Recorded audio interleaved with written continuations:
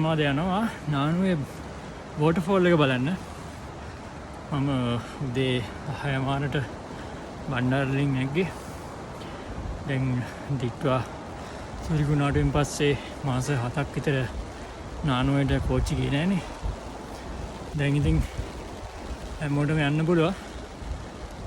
ඉතින් මේ මම දැන් නානුවේ ස්ටේෂන් එකේ බැහැලා පයින් යන ගම මේ තමයි නානුවේ අයන් බ්‍රිජ් එක. මේක හම්බෙන්නේ නානුවේ ඉඳලා රදල්ල පැත්තට යද්දි පළවෙනිට හම්බෙන මේ අයන් බ්‍රිජ් එක. ඉතින් දැන් වෙලාව 1:10යි. මට 2:00 වෙනකොට ආය ස්ටේෂන් එකට එන්න තියෙනවා. අපි පුරුවන් තරම් ඉක්මනට යන්නේ. අද පොඩ්ඩක් වැස්ස දින එකයි මේ කුඩේ දිග අරගෙන යන්නේ. ඉතින් මෙතන මේ ග්ලාස්ගෝ වතුරයි කියලා තියෙන තැනක්. මෙතන ජංක්ෂන් එකේ මේ පහළට එන්න ඕනේ. රේල්වේ ක්‍රොසින් එකේ තියෙනවා. එතනින් පහළට එන්න ඕනේ. මේ පාර දිගේ පහළට ගිහිල්ලා බලමු.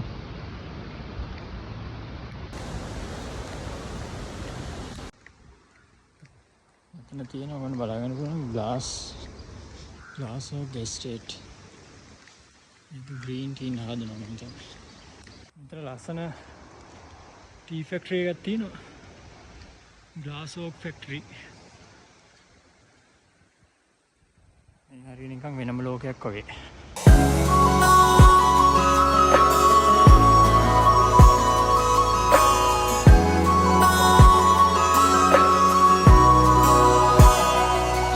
ඉතින් දැන් මගේ ගමනාන්තය දක්වා ඇවිල්ලා තින්නේ.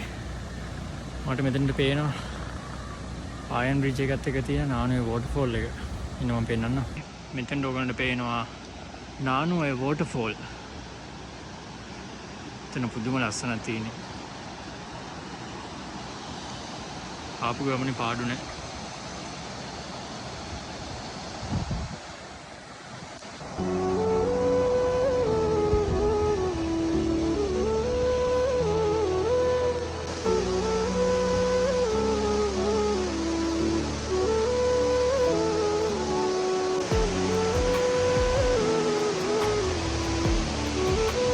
මෙතන මේ පොඩි කඩයක් කරන අයියා කෙනෙක් ඉතින් මම මේ රොටියක් කන්න කියලා බැලුවේ උණු වෙන්න.